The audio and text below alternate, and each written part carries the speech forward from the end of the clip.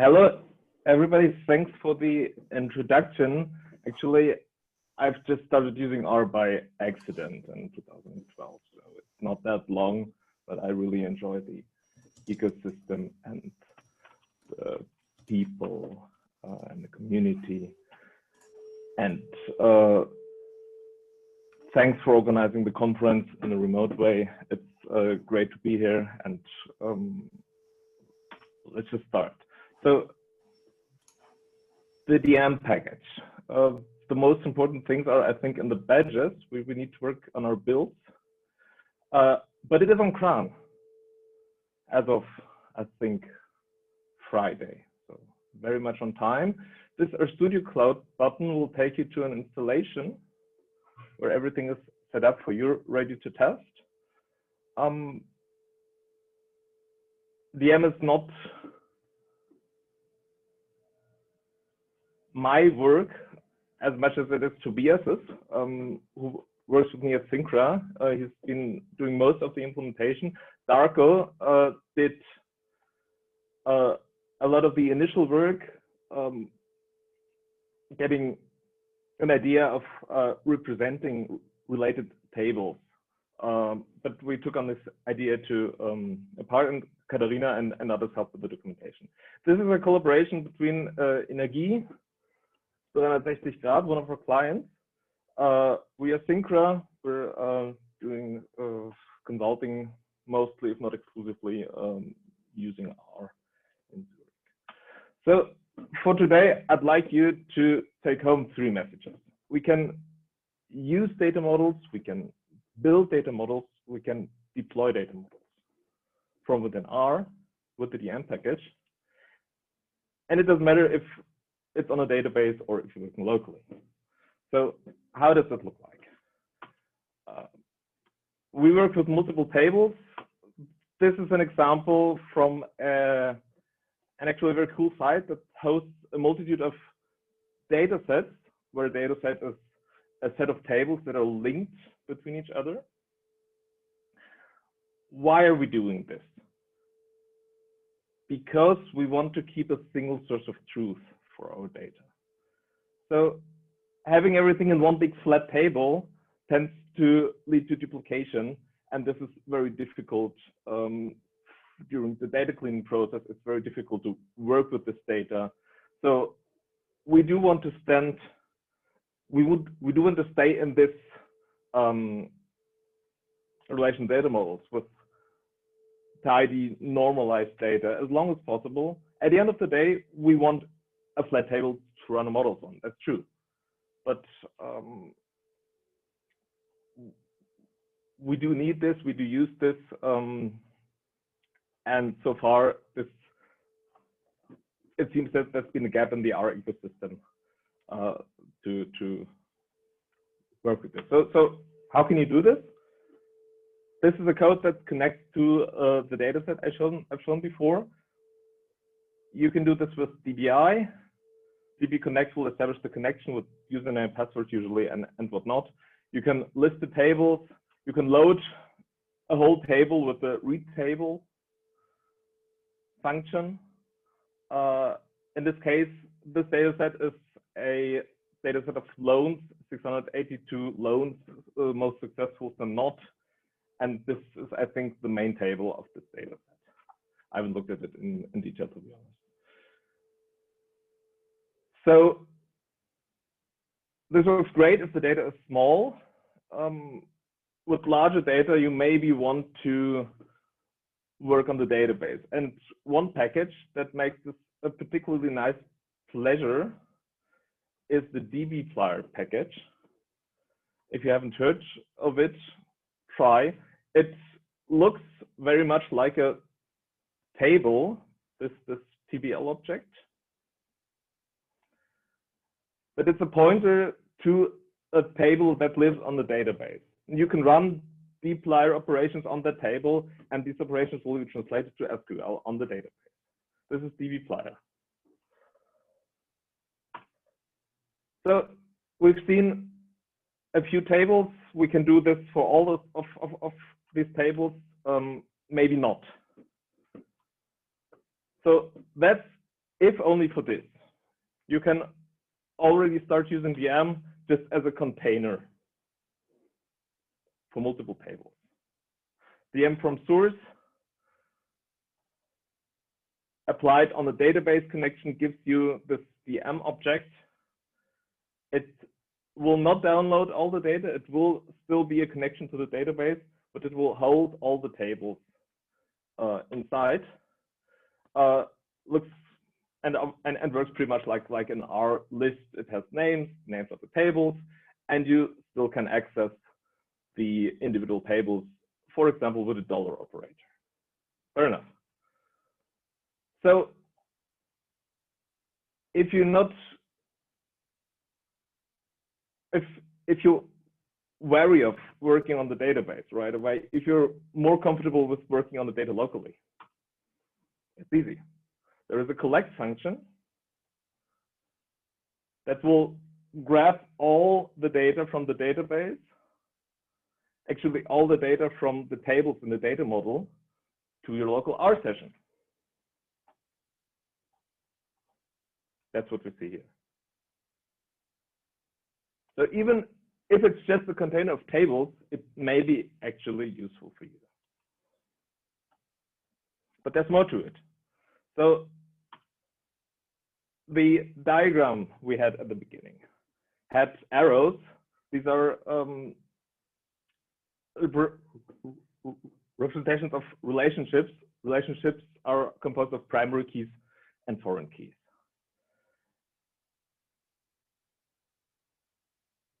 On the DM object that we have, we can add the definitions of the primary keys and the definition of foreign keys.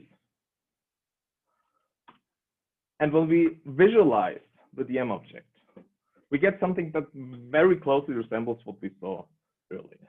So we don't have details on all the columns. We can add that, but I think it only clutters the view. It's more useful to look into the individual tables as you're working with them. But the arrows, I think, are set up the right way. So we can make this a bit more, we can lead the focus of the, one is looking at this by adding color to the tables. I've found this small feature particularly useful.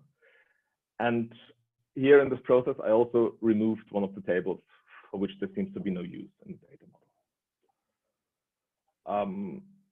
Maybe you have noticed, just a quick reminder, R is a functional programming language mostly. So when you do operations on objects, they usually won't change unless you assign them to a new variable. And DM is no exception here. So updating or removing the table did not change the number of tables here. I need to apply the operations, assign them to a new object to materialize the update. But this shouldn't be too much of a surprise if you've used R before. One handy feature we have is this examine constraints function. It will look at all the primary and foreign key constraints in your data model and check if they're valid. So for primary key constraints, this means that only one row exists for each value. For foreign key constraints, it means that all values must be represented in the other table. This data set on the relational.fit web page is too pretty. So I had to go back to our own demo data set that's based on the flights package to show you what this looks like when constraints are not satisfied. I really like this. So remember, all we really want is a flat table. And there is a function that does just this. It will take your DM object, you indicate a table, in this case it's loans. And what comes out of it is a big flat table with all the descendant tables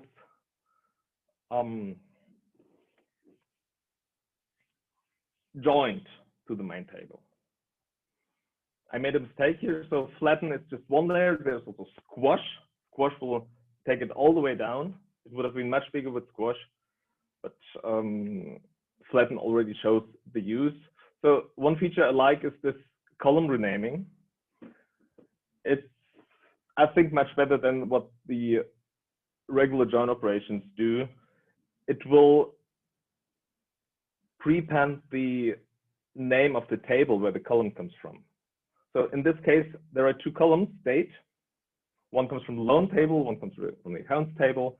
And this abbreviation will create for you a loans date column so that you know what date you're actually talking about. And there's much more to it.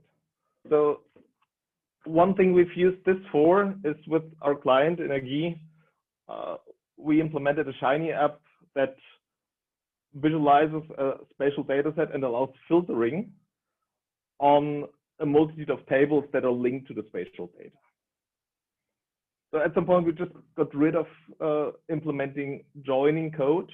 This was like 400 lines of our code that just took care of joins, and we thought there must be a better way.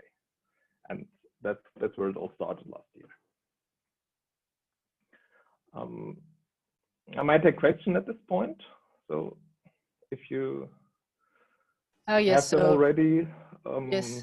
Yes, Kirill, we have one question right now, which is how does the function dm_flatten_2 TBL know exactly what key to use, which key to use?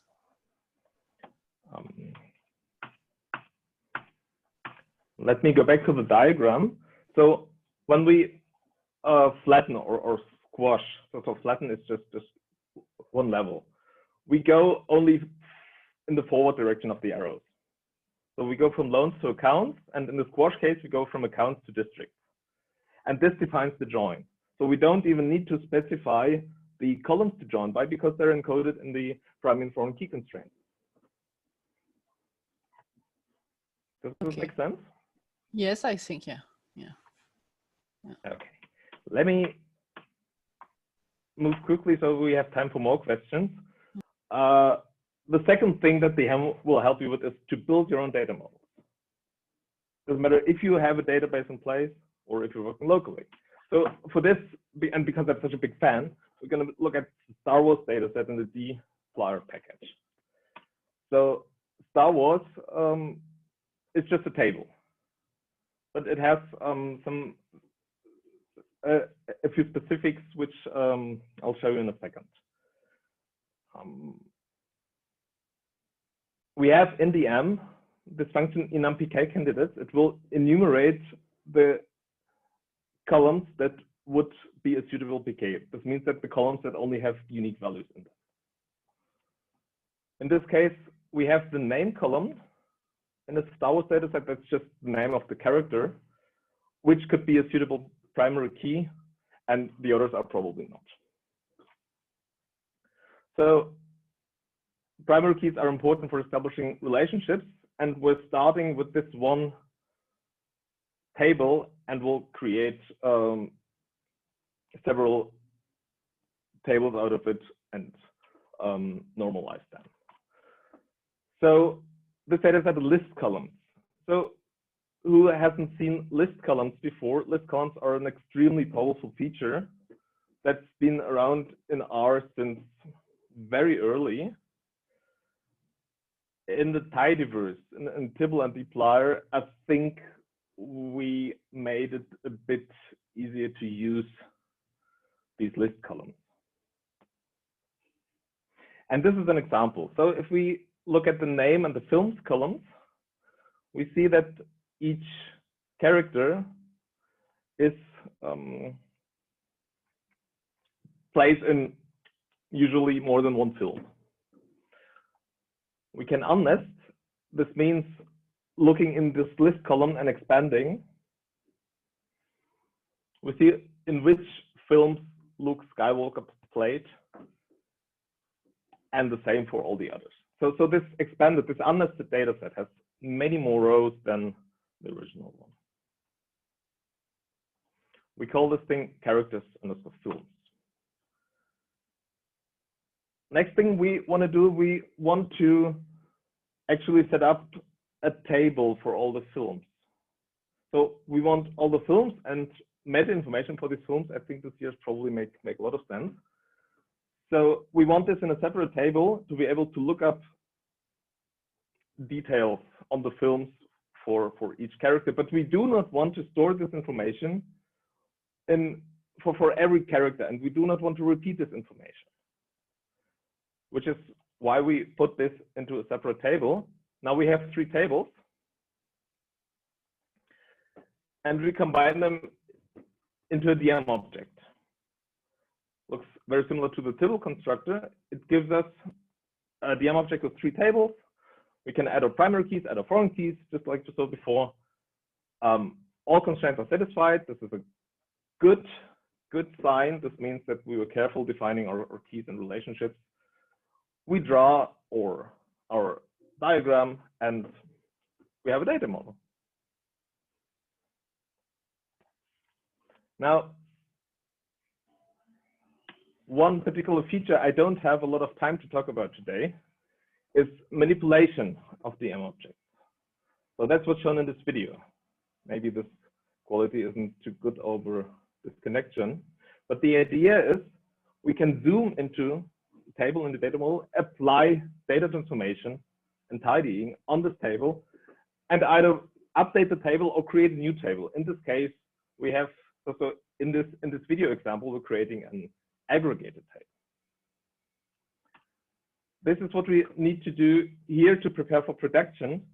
We need to get rid of the list column. This means we zoom, we apply our data transformation, we support many dplyr and some tidyr verbs for zoomed tables. After we transform, we update it and store the result in a new object. So you see no list columns in the result. That's what we want. A use case for us was to look at a billion rows data set of one main table and one main fact table and multiple dimension tables. We use DM to aggregate and compute indicators on the database, while at the same time keeping the relationships between the aggregate table and the dimension table. Now, deploying to production, this will be, no, it's actually just one slide, because that's how we deploy. We have a database connection to a fresh database. I'm using SQLite to demo it. You can use this with your own production data. Kidding. You can use it with your own development or testing database. And this one line of code does it. Copy 2 will take a DM you have locally, copy to the database, and you're good. Still all constraints satisfied. That's how you deploy, and we use this in a project where we prepared relational data models for display in Power BI. So this works on SQL Server. We can deploy a DM object to SQL Server and maintain the primary and foreign keys. They will be represented on the SQL Server. And when Power BI loads a table, you can import all the related tables, and you have a one-to-one replica of what you see in R, what you have prepared in R, in Power BI to display. So this is what I wanted to show you today. We can use data models. We can build data models. It's not too complicated. And if you have data to clean, you should consider this. Once we have clean data model, we can deploy to a database very easily. That's a few references. The slides are on this link, and this Neuchâtel.r file is runnable code with the code I showed today. And I'm happy to take your questions. Yeah, so actually we have two questions, Kirill. So one is, does DM provide help with modifying and deleting data from a database? And I found so he said that I have found dbplyr by itself to be great for querying, but difficult to use for modifying or deleting. So I think this is one of the #1 questions, the other ones being compound keys. So yes and no. So what we can do with DM right now is we can prepare the data we want to insert or update on the database as a set of temporary tables that will contain the data that we are planning to insert or update. And then from there, this is just a small step to actually apply these changes to the live data, but dbplyr will not help you there. So this one small step is what is really needed to do manually at this time. We're looking into ways to make this more straightforward. So one way we could go about this is that we have a target DM and a DM with updates, and we provide an operation that applies the update to the target. But it's not there yet. So it helps you with most of this, but the actual insertion and update needs to happen manually at this time. Okay. So we have another question, which is, do you have some metrics of performance regarding using SQL directly versus using the DM package? For example, creating a data model. So we are forwarding all the data manipulation to dplyr or dbplyr, which makes this more of a question towards dbplyr. So when we look at the squash operation, this is translated into a sequence of renames and joins. And this SQL that is generated by dbplyr for this case is pretty good, and I don't think you can get much better by writing the SQL manually. Okay. But yeah, it's a very convenient position for us to be able to delegate this work to the other package. And yeah, it's fair to say that without dbplyr, the VM wouldn't have existed. Okay, so I think we don't have any question. We don't have any more question. So normally it's now time after your presentation for a break.